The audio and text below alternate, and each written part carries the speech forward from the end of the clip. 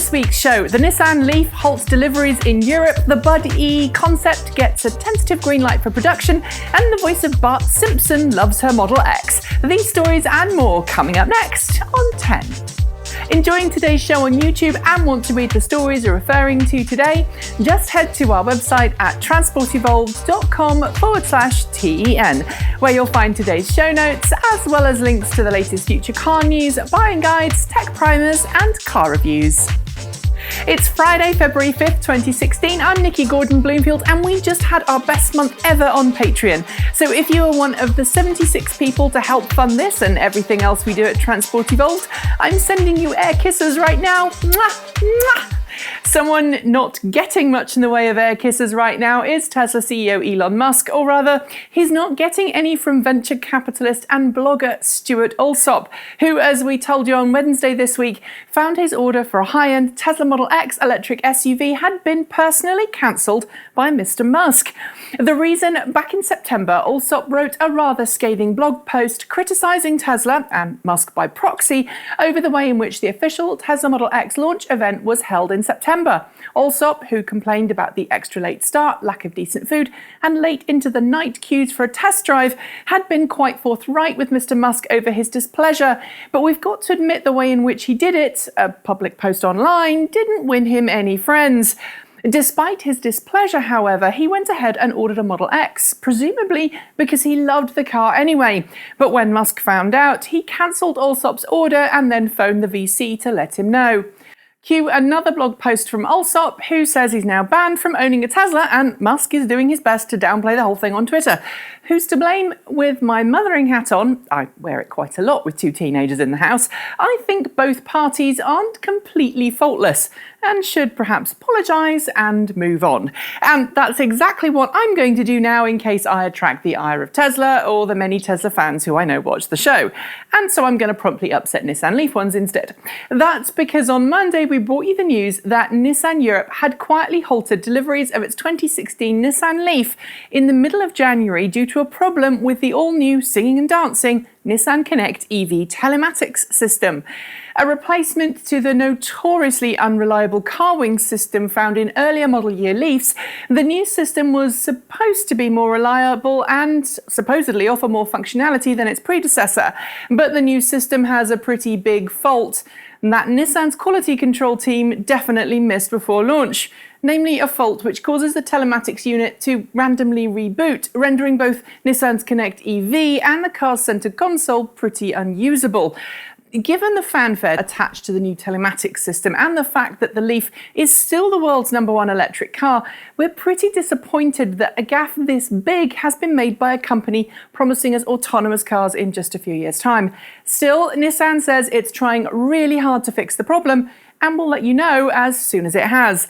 But it isn't all bad news for Nissan this week, however. As we explained on Wednesday, while the value of used cars fell quite sharply on average last quarter, the average value of Nissan LEAFs rose by an impressive 3% during Q4 2015, making a used LEAF sold at the end of last year actually worth more than it would have been 3 months earlier. And that's according to Kelley Blue Book, which in its official quarterly Q4 report into used car values said that the Nissan LEAF's sudden rise in value was welcome after months of steady decline. We should note here that not all electric cars fared as well. On average, the used price of an electric car fell by 7% during Q4 2015, with the now discontinued Mitsubishi i-MiEV dropping a staggering 14.1%. Of course, that raise in value wouldn't be welcome if you're on the lookout for a used LEAF to buy, but if you're just about to trade yours in for a newer model or sell it on privately, you should probably double check those Kelley Blue Book values before you shake on a deal. Talking of trading in, that's what you might be doing sometime in 2020, swapping your existing car for a brand new electric minivan from Volkswagen. At least that's if Volkswagen makes good on a promise made this week to bring a long-range electric minivan to market by 2020, based on the BUDD concept car we saw in Las Vegas at the start of the last month. While details at this point are a little few and far between, it appears that Volkswagen plans to sell an all-electric minivan based on the BUDD alongside conventional petrol and diesel-powered transporter variants sometime before the end of the decade. The electric variant, which will use the same MEB-derived drivetrain and battery pack that we saw in the concept vehicle, should offer some seriously decent range and rapid charging capabilities. But as always, you shouldn't expect the same high-tech interior as the concept car. That, unfortunately, would just be too expensive to be put into a regular utilitarian plug-in. Sorry. Staying with expensive for a second, though, we confirmed this week that the Cadillac ELR, yes, the Chevrolet Volt-derived 70 grand luxury plug-in that failed to live up to the hype and suffered terrible sales figures from day one, is dead. As we reported on Wednesday, the Cadillac ELR is most likely to slip off dealer lots in the next year or so, since the first generation Volt on which it's based is in fact no longer made. And what's more, Cadillac has confirmed that the ELR won't be given a second generation model. Frankly, it's just too niche market and too expensive for GM to keep it around. And with the Cadillac CT6 due to get its own plug-in hybrid variant later this year, GM has decided it really doesn't need the ELR anymore. So if you're the kind of person who likes obscure cars, you might be able to pick up an ELR with a massive discount pretty soon. But if you can afford an ELR, the chances are you'll be jumping right to a Tesla anyway. So I really don't have anything else to say on this one. But I am going to stick with GM for this next story. But I'm going to apologise in advance because the images you're going to see with this aren't actually the vehicle in question. Well, sort of, kinda. Tell you what, I'll just go into the story and you'll see for yourself. You see, this week, spy shots appeared online of what looks to be a next-generation Opel/Vauxhall Ampera in development over in Detroit, Michigan. They showed a semi-camouflaged but obviously 2016 Chevy Volt derived plug-in with a brand new bumper front and rear. Moreover, the badge space is oval, something that both the Opel and the Vauxhall badges are, as indeed is so the Holden badge in Australia. And that's interesting because when GM launched the second generation Chevy Volt, it pretty much said no to the concept of bringing a rebadged Volt to Australia or Europe after the first generation Chevy Volt, Holden Volt and Opel/Vauxhall Ampera did so tragically badly. Could this mean a change of plan is underway? Well, possibly, but don't get too excited yet. For now, as far as we can tell, the Volt is a US-only model. And even if it is heading overseas, it's unlikely you'll see it for another year or so at best because of homologation. What you will see for the first time in the wild, at least if you happen to live in Kirkland, Washington, is Google's fleet of self-driving cars. That's because on Monday this week, Google announced that it had chosen the Pacific Northwest city to host a fleet of its self-driving cars. According to Google, its entire fleet have amassed more than 1.3 million miles since the self-driving car project started. Most of those miles have been travelled on the streets in and around Google's Mountain View, California headquarters.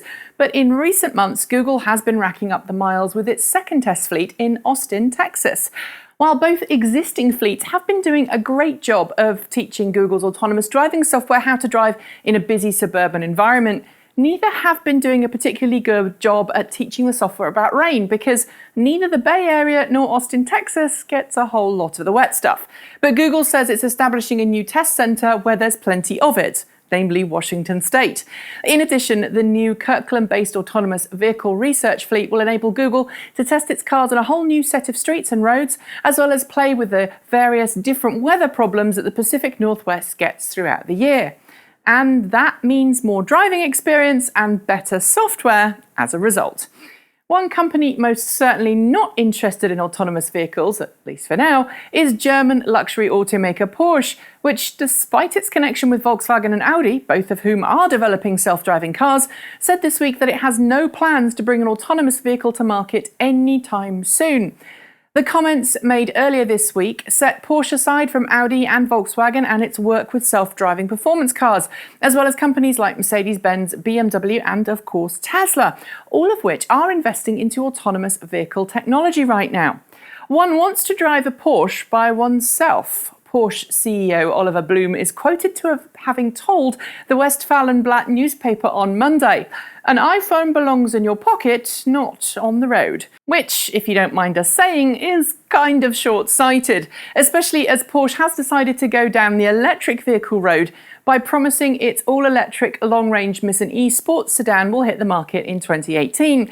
That car, already outperformed today by the Tesla Model S, really could have used some autonomous vehicle technology to justify its expected high-end price tag, not to mention giving it a fairer chance against Silicon Valley's finest. Which brings us to the final story of the day. You see, ever since Tesla Motors made its autopilot autonomous vehicle software available to owners of the Tesla Model S and Tesla Model S electric cars, we've seen a whole host of people posting videos online showing how the wondrous new technology works. But this week, a new video popped up courtesy of Nancy Cartwright, voice actor extraordinaire and vocal cords behind a whole host of favourite characters, including Chucky and Rugrats, and of course Bart Simpson, Nelson Muntz and Ralph Wiggum, among others, on The Simpsons. Cartwright, a confirmed EV fan whose previous cars have included a Nissan LEAF and a Tesla Model S, shows us in the video how autopilot works on her brand new Tesla Model X, which incidentally was apparently the 12th Model X off the production line, and notes very responsibly that using autopilot you should keep your hands on the wheel at all times, paying attention just like an airline pilot would when flying on autopilot. She posted the video to Facebook and we've got the link to it on our website, so do head there after the show to watch it in full. And if you haven't already guessed, that's it for today's show. So it's time for me to say goodbye and let you get on with whatever fun you have planned for this weekend. As always, you'll find all the news that's fit to print at our website at transportevolve.com. You can catch up with us on Twitter at transportevolve or check out our latest shows on our YouTube channel. And if you liked what you saw today, please consider keeping us independent and impartial by visiting our Patreon page at www.patreon.com/transportevolve and pledging your support from as little as $1 per month. Those who have stepped up to the plate in recent weeks have really helped keep the show running for as long as we can. But for us to grow and for me to be able to do all the other things that we've got planned for Transport Evolved, we'd love more of you to follow suit and make your pledge. We're ad-free and this is our only source of income, so please help us out. As always, there's a lot we haven't managed to fit into today's show, including why Tesla Motors applied for a dealer license in the state of Michigan, the US Department of Transport shows a great deal of interest in Hyperloop technology, the UK government invests more in autonomous vehicle programs, and a classic motoring hybrid joins our staff car fleet. So when we're done, be sure to head to our site to read them all. Thanks for watching. I'm Nikki Gordon-Bloomfield. Have a great weekend, and until next time, keep evolving.